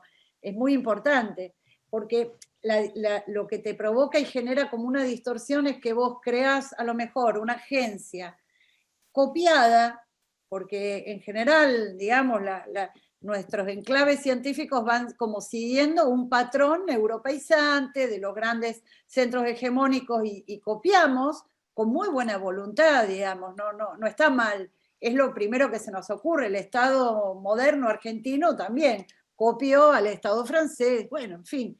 Pero vos copiás una estructura con unos instrumentos de financiamiento o con ciertas formas de pensar cómo se legitima en la ciencia, cómo se evalúa, cómo se financia, bla, bla, bla. Y eso está diseñado con un patrón sistémico. Y vos lo aplicás a una realidad donde hay asimetrías, donde hay tensión, donde hay, digamos, cosas que los instrumentos están diseñados para otra. ¿Sí? Entonces, eso está bueno, no para decir tenemos que romper todo y empezar de nuevo, no para nada, sino para refinar nuestra mirada sobre si realmente lo que tenemos es un sistema y sobre si los instrumentos que tenemos están pensados para esta realidad que tenemos. Entonces, ¿cómo podemos potenciar las capacidades que tenemos y cómo podemos también lograr equilibrar esas potencialidades? Puse el tema del Sistema Nacional de Innovación como referencia porque, bueno, ahora me doy cuenta que están mucho más al tanto de lo que es el tema de vinculación y articulación. Digo, no conozco a cada uno y los alcances de los expertices particulares. Pero en el sentido de decir que claramente estamos digamos, con una discrepancia de criterios, con una discrepancia de necesidades y de recursos. Esa cuestión de la federalización de la que habla Hurtado en el proyecto 2030, que creo que no se hizo prácticamente nunca y que es totalmente necesaria, va a dimensionar un poco las asimetrías que hay, pero a la vez la necesidad de articular y de vincularse, porque digo, por más que no tengamos un sistema de innovación o no lleguemos a un sistema de innovación, la interrelación y la vinculación entre los distintos aspectos nos pasa a nosotros. Yo estoy un poco más al tanto hoy desde la gestión de ver que hay dentro de una un mismo organismo, misma autoridad, tenés proyectos en común que ni siquiera estás al tanto que el otro los tiene, y vos decís, ¿cómo puede ser que hace un año que estamos trabajando y que estamos trabajando temas similares, y en vez de unificar recursos y poner todos los cañones dirigidos a un solo lugar, tenés 5 cabezas pensando de manera distinta, sin estar articuladas? Sí. Un desgaste de tiempo, de recursos no solo económicos, sino humanos, y cuando después llegás a resultados similares decís, pero ¿por qué si esto estábamos haciendo lo mismo, por qué nunca en el medio nos vinculamos? Digo, es un ejercicio que yo estoy haciendo todos los días porque de alguna manera estoy integrando un montón de proyectos dentro de la autoridad, y me sorprende la incapacidad de comunicación que tenemos adentro. Digo, Sí, te entiendo. Pero Rubén, lo que decís me da pie, porque en realidad yo iba a intervenir por algo que estaba en el chat y yo decía, bueno, quería como hacer una mención sobre un comentario que decía que no hay cultura de la evaluación. Y en realidad también quiero relacionar eso con la noción de sistema, porque lo que vos planteás también forma parte de lo que yo pensaba decir. Cuando hablamos de la evaluación en general, las principales resistencias de la evaluación los tenemos desde la academia, desde las propias universidades, desde los institutos de investigación. Hay una gran resistencia a los procesos de evaluación, pero también porque la evaluación la estamos pensando como una mirada por encima que va a, digamos, a señalar nuestros errores o va a dejar al desnudo nuestras incapacidades. Cuando en realidad, si la evaluación la incorporamos como parte y como herramienta de las propias instituciones y de la propia gestión para poder refinar los objetivos, para poder tener una mirada, pero digamos, activa, crítica, para poder planificar. Si vos pensás la evaluación como una herramienta y la incorporás a la cultura organizacional, digamos, y no la pensás como un enemigo externo que viene es un factor propio. Claro, es un factor propio. La evaluación está a tu favor, digamos, y me parece que hay algo de eso, de que tenemos una cultura anti-evaluación. O sea, me acuerdo Hace poco, cuando murió Del Bello, hubo unos debates por las redes que yo estaba como muy así leyendo las cosas que decían muchos colegas, y me di cuenta que había un enorme prejuicio, por ejemplo, sobre lo que significó las primeras instancias de evaluación en las instituciones de I+D, ¿no? Como cuando en realidad nosotros podemos tomarla a nuestro favor, hacerla nuestra, digamos, incorporarla a la cultura organizacional, porque sin evaluación nunca vas a lograr ver lo que vos, por ejemplo, Rubén, estás viendo, que es que tenés 5 proyectos apuntando a lo mismo, sobrefinanciando, digamos, o sea, una dimensión en vez de unificarlas para que tengan más impacto, o la vacancia de otro área que por ahí no tenés y no encontrás la forma de interesar a investigadores o a personas en la institución que tomen ese problema, o no tenés forma de, digamos, de mirar los resultados de la gestión, de la investigación, de las transferencias, de la vinculación, de lo que sea. ¿Cómo podés tener una planificación si no tenés un diagnóstico? Entonces, por eso quería yo retomar en realidad ese comentario sobre la evaluación. Y la evaluación puede ser justamente la herramienta para pensar más sistémicamente, en todo caso, las articulaciones, la asociatividad, pero porque si no tenés claro cuáles son tus falencias y cuáles son tus potencialidades, vas a ciegas, siempre. Y eso es lo antisistémico en todo caso, ¿no? Como claro, decir, crecer, pero sin planificación y sin mirar lo que tenemos al lado. Lo peor es que herramientas de mejora continua las ves en todas las carreras, las ves en todos los posgrados, y cuando las tenés que llevar a cabo en el tema de la gestión y aplicarlas, digo, te quedás como diciendo, che, nadie está mirando esto, ¿no? Y llegamos a ese colapso de solapamiento de recursos, solapamiento de... Pero bueno, nada, no quiero, que no me voy a enganchar y voy a seguir hablando hasta las 10 de la noche, así que me quedo ahí, ya está, con esto estoy. Está bien. Mira, perdón, ¿no? Pero hay un mensaje de Karina Cabo, creo que justamente menciona las provincias del interior, las instituciones públicas no manejan tecnología. Claro, me refería a esas asimetrías en ese sentido, de que hay desarrollos por ahí muy consolidados en algunas áreas y en otras muy incipientes, justamente. Perdón. De todos modos, yo pensaba, en términos de articulación,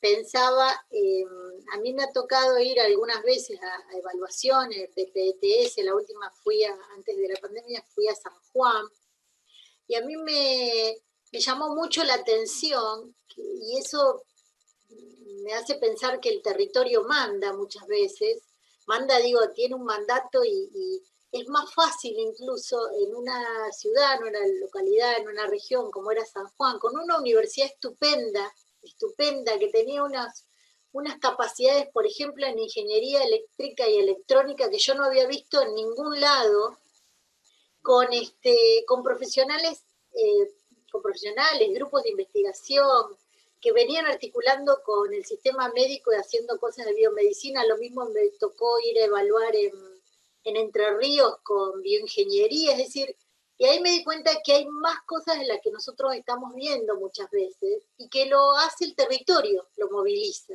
Esas articulaciones las moviliza la necesidad, la cercanía.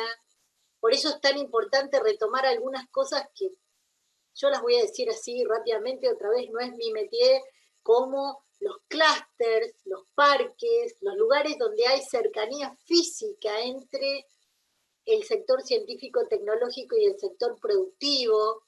Esa interacción y es más, lo vi mucho más fuerte, a pesar de que yo estoy en una zona netamente industrial, nosotros no tenemos tanta vinculación con las pymes, por ejemplo, las pymes no nos vienen a golpear la puerta a la universidad para resolver problemas tecnológicos, pero sí lo vi en Entre Ríos, en Oro Verde, lo vi en San Juan, lo vi en Comodoro con otros temas, donde cuando se creó la agencia Comodoro Conocimiento, lo vi en lugares claves donde había una interacción tan fuerte entre el territorio, las demandas territoriales y el sector científico-tecnológico, que me daba mucho interés en seguir viendo cómo se habían vinculado, y a veces se vinculan de manera muy natural. Bueno, ni hablar la experiencia que tiene el INTA con comunidades en todo el país respecto a la transferencia de conocimiento tecnológico, científico, tecnológico, de extensionismo, para mejorar cuestiones productivas, que eso también lo vemos, ¿no?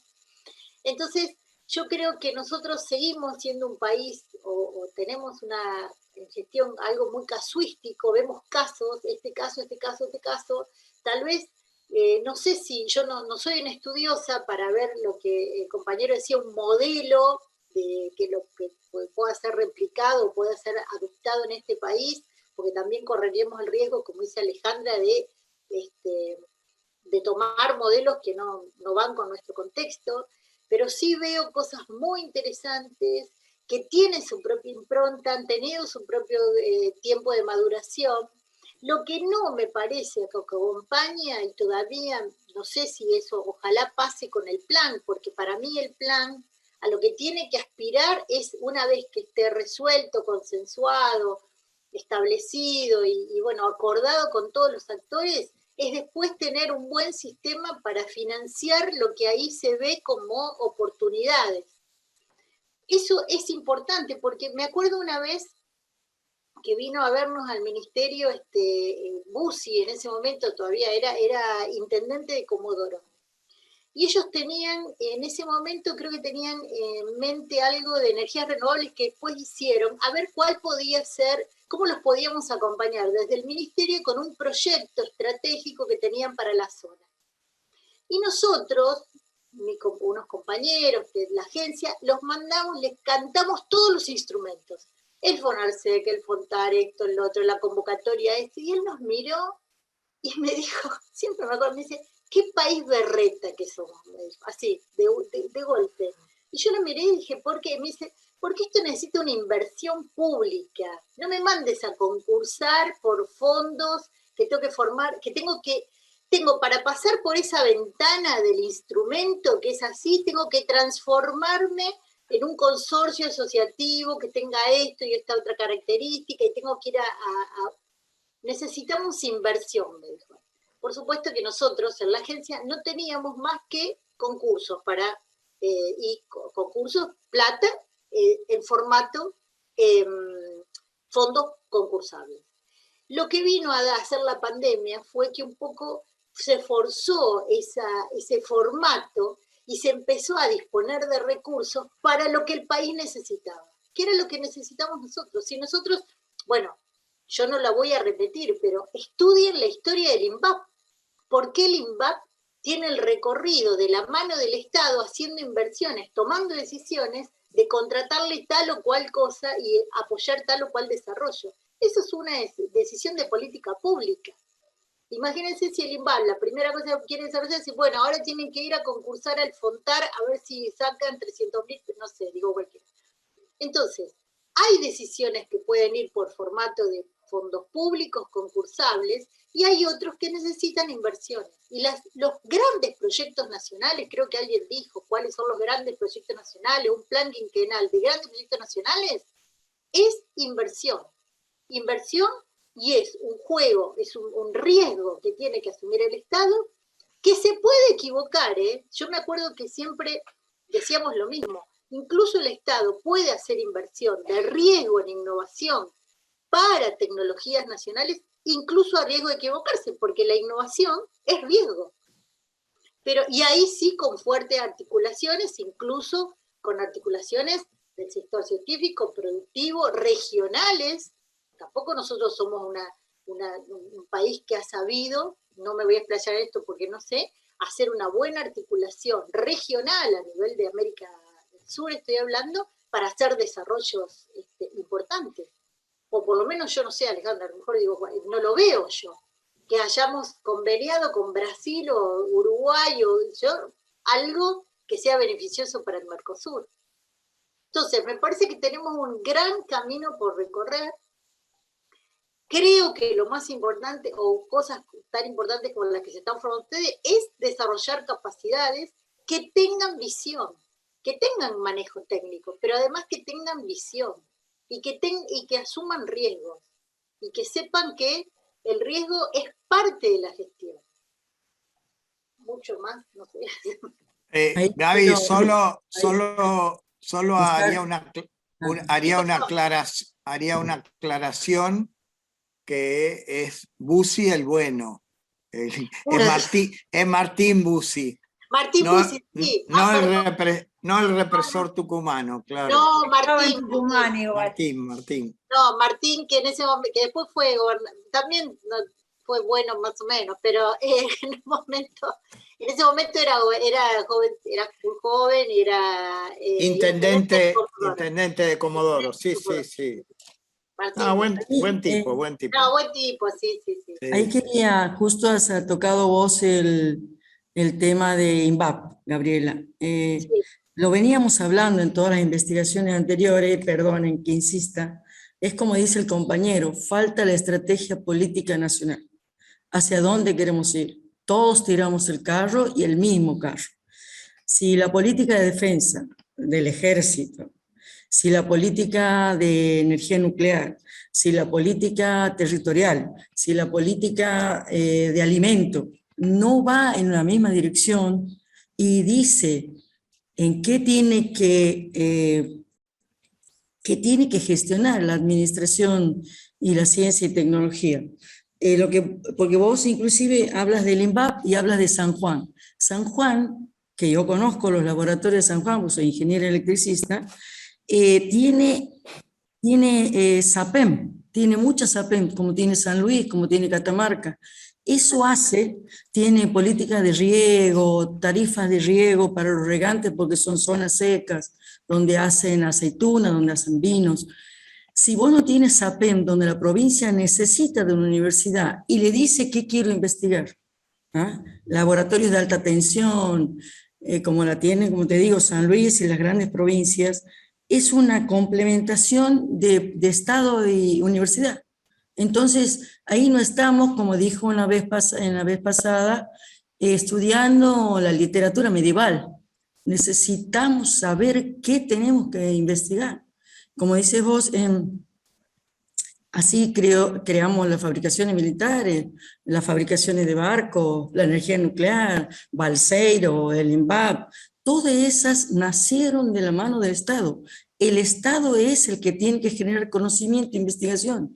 Si no tenemos un plan en donde diga, che, este carro hay que tirarlo en esta dirección, la soberanía e independencia del país va en esta dirección, o como dices vos, independencia o soberanía latinoamericana va en esta dirección.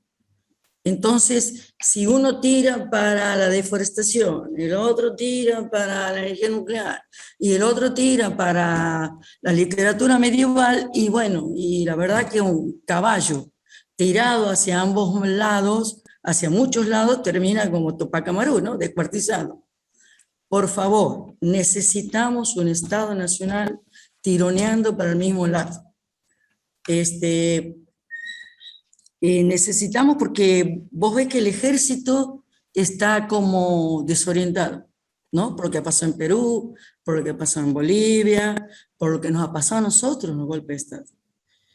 ¿Qué Estado está dialogando con el ejército a saber qué se necesita en defensa? ¿Qué Estado está pensando en el YPF de litio, si el Estado es el que va a producir el litio, que lo venimos charlando, del INVAP, del Ministerio de Ciencia y Técnica, o le vamos a dar a las empresas dinamarquesas? Si no tenemos un Estado que piense en la independencia y en la soberanía, vamos a tironear para un montón de lados. Es lo que decías vos, nos falta un horizonte.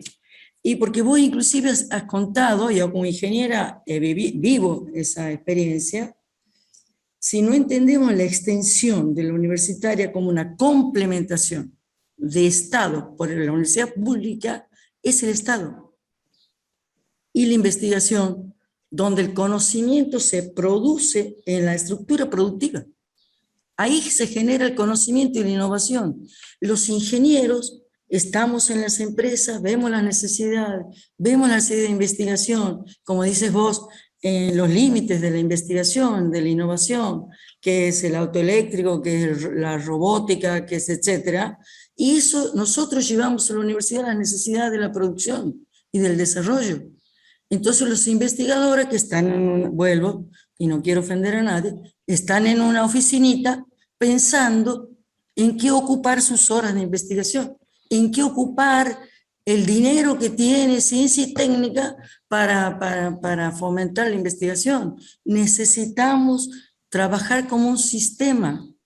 Las empresas en desarrollo, las empresas del Estado, como la pensó Perón, aunque dijeron no hablemos de palabras, no hablemos de presidentes, como piensa el Estado chino, cuando el Estado chino es el que marca las orientaciones del Estado. Si necesita los caminos de la seda y con qué países participar, como necesita Alemania, que necesita de Rusia para los gasoductos.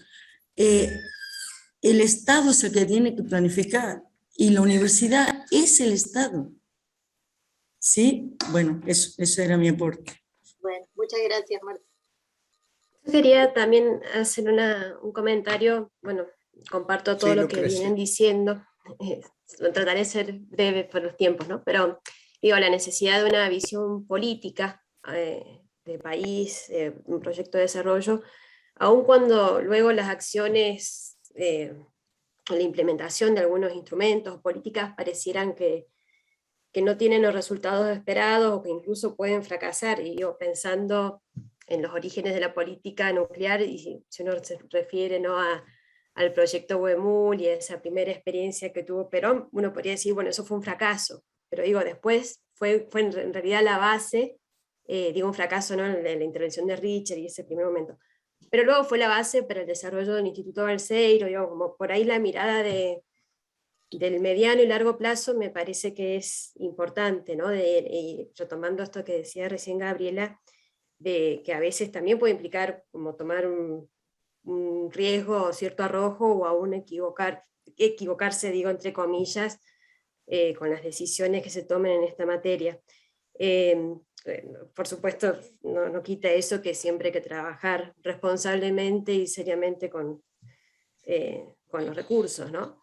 Entonces, pero bueno, me quedé pensando en ese ejemplo en el caso de energía nuclear, y creo que un poco lo dijo recién también quien me antecedió, y quería hacer un comentario anterior, solo que estaban, bueno, muy activas las intervenciones, todo, pero no quiero dejar de hacerlo antes de retirarme, que es sobre también la formación de capacidades humanas en las provincias, a propósito, ¿no?, de esta experiencia que comentabas, Gabriela, del programa de becas que hubo para cursar maestrías en Quilmes, Sarmiento, la UBA, y creo que después también en Bariloche.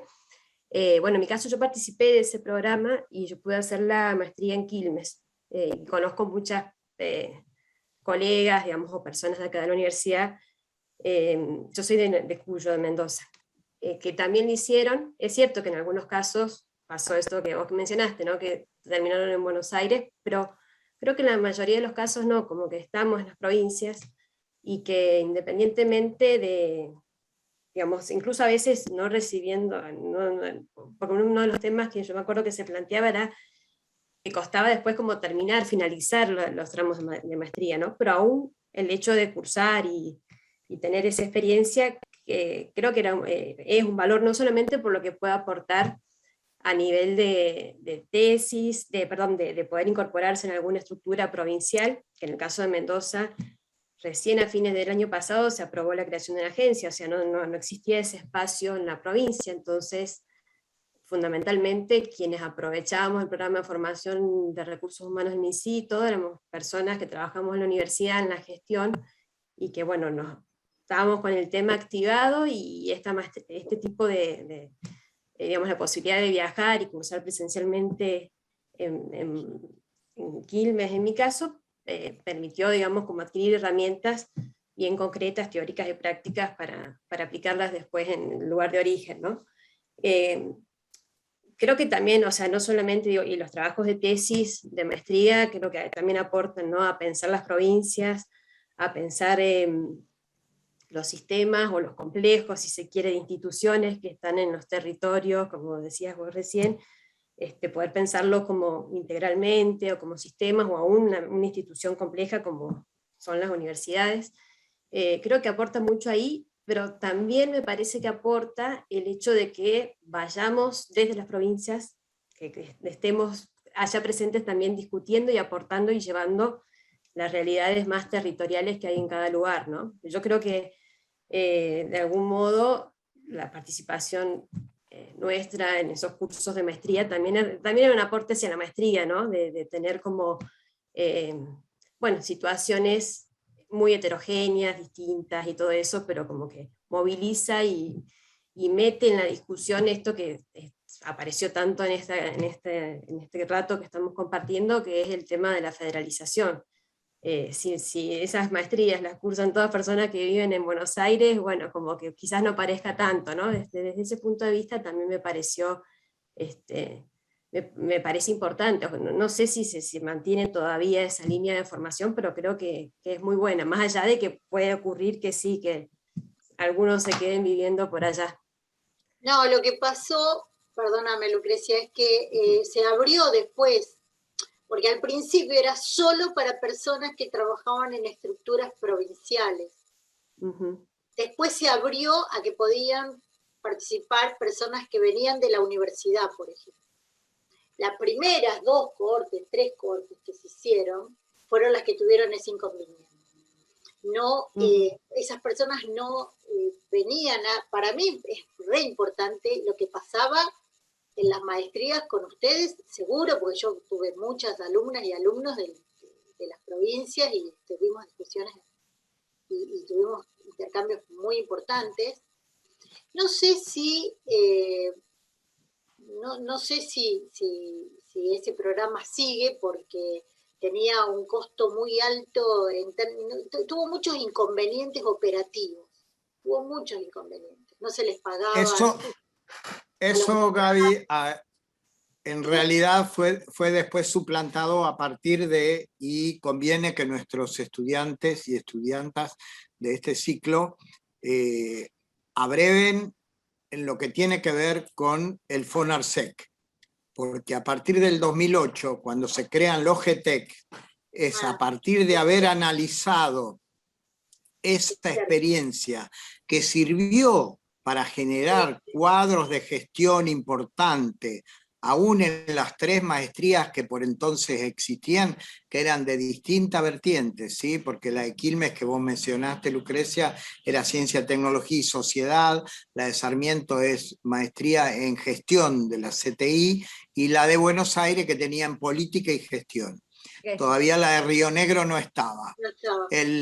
Ahora, a partir del 2008, y empalmando lo que planteó Gaby de los proyectos ligados a los estudios sectoriales y al desarrollo de proyectos sectoriales, y que tenían que ver específicamente con el FONARSEC y con montos grandes, también en ese año se lanzó el GTEC.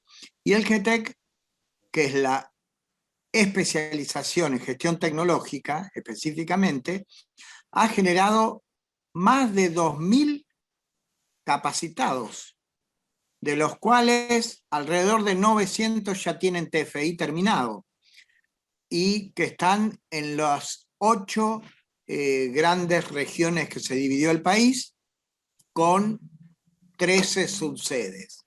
O sea, en realidad, la cuestión de los recursos humanos, aunque no es lindo utilizar esa palabra, de las capacidades humanas, podríamos decir, fue mejorándose, y a partir de ese instrumento que hoy existe, no han sobrevivido de las 18 subsedes originales del GTEC, porque el Estado Nacional, a través de la Agencia Nacional, financió las 5 primeros cohortes, pero después cada universidad la siguió financiando per se. Hoy subsisten 9 subsedes de GTECOS. Y reitero, más de 900 con TFI terminado. No es poco, y distribuidos a lo largo y a lo ancho del país.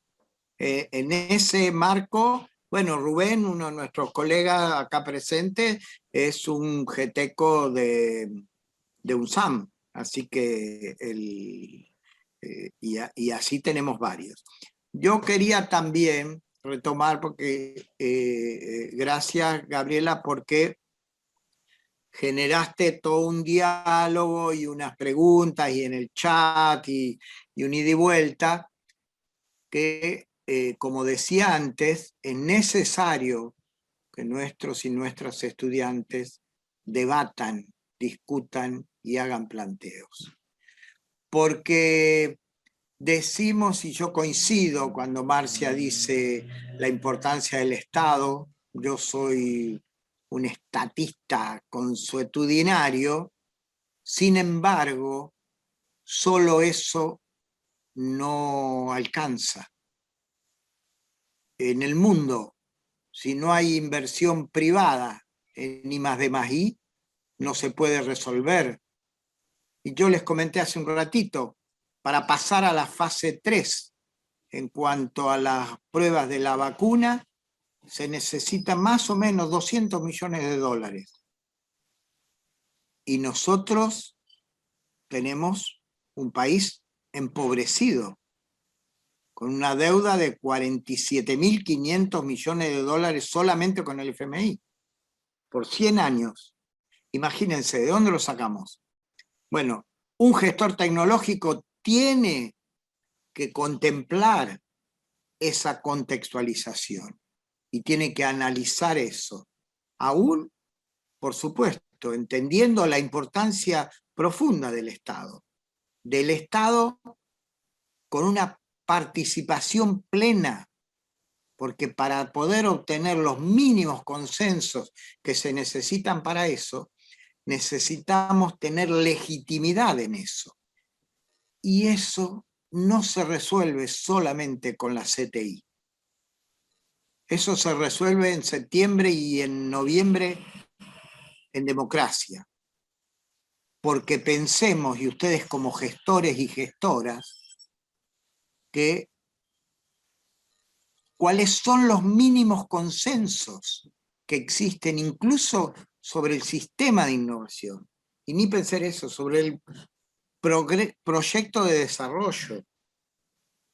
Entonces, eso en una sociedad en donde la última elección salió 51-49, y donde el 49 era plantear no Estado, no educación, no ciencia, no Ministerio de Salud, no Ministerio de Trabajo. Eso es contextualizar. Esto es poner en la balanza y analizar como gestor y gestora tecnológica los distintos factores en donde específicamente ciencia, tecnología e innovación es un pedacito.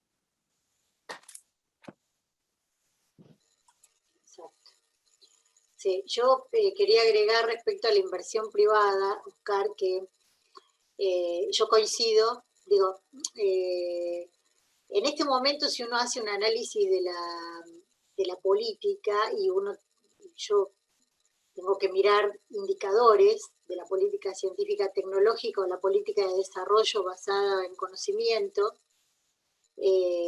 creo que la cantidad de instrumentos que hay a disposición del sector privado para, no voy a hablar de la cuestión que tiene que ver con la mejora o la consolidación de las estructuras productivas y competitivas post pandemia, que eso es muy complejo y no me corresponde analizarlo.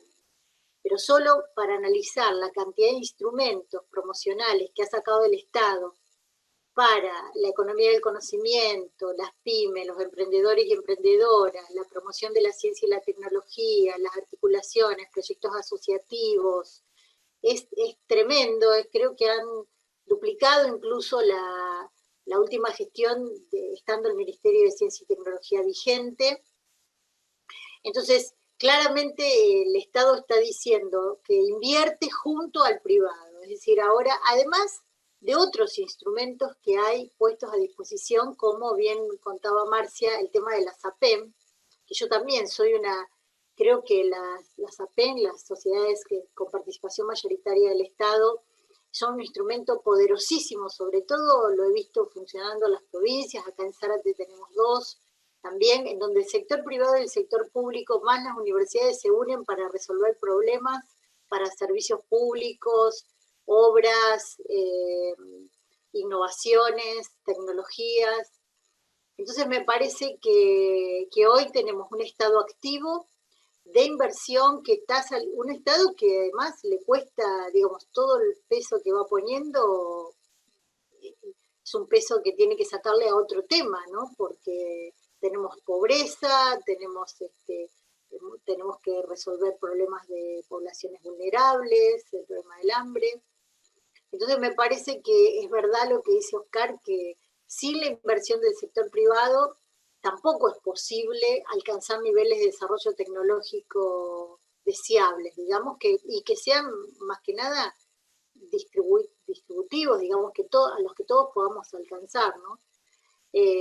Así que me parece que es muy complejo el tema, y creo que la formación que ustedes están teniendo les permite ver un panorama, y además, aparte, esto que decía Oscar, ¿no? Tomar después criterios propios respecto a cómo van evaluando cada uno de los temas que van viendo, ¿no? Respecto a la planificación, a la inversión, a la promoción y el largo plazo. Yo también soy de la idea de que quisiera tener planes a largo y mediano plazo, pero son momentos en donde están signados por la incertidumbre del corto plazo. No sabemos ni siquiera qué va a pasar con la pandemia en los próximos... Gol de pincho, Oscar, te lo tengo que decir porque me lo están gritando acá. ¡Vamos! ¡Vamos! ¡Vamos! Por lo menos está gritando mi hijo, así que algo debe haber pasado. Perdón, porque acá compartimos una pasión con Oscar. Sí. Somos de estudiantes. Bueno, perdón.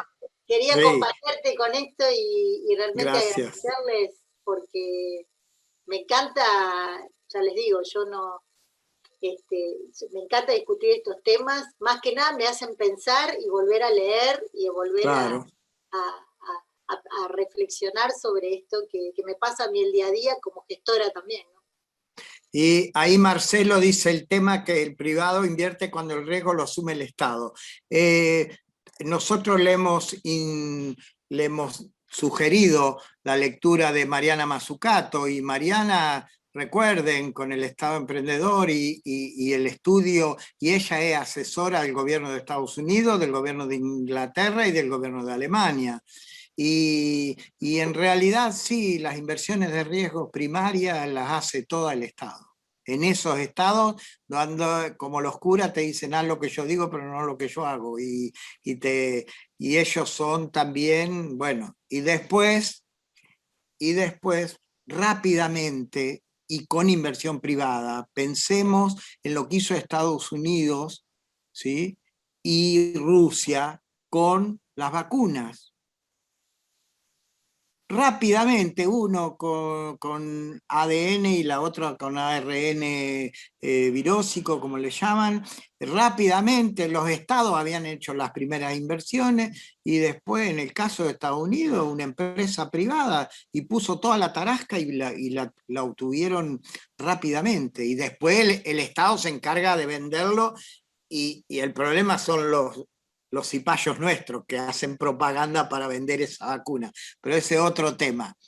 Pero vuelvo a lo otro, sí, el Estado seguramente de riesgo, pero y no tenerle miedo a los errores o a las cuestiones que se hagan mal, como comentó otra de las compañeras, creo que fue Lucrecia, de aquella experiencia de la isla Huemul.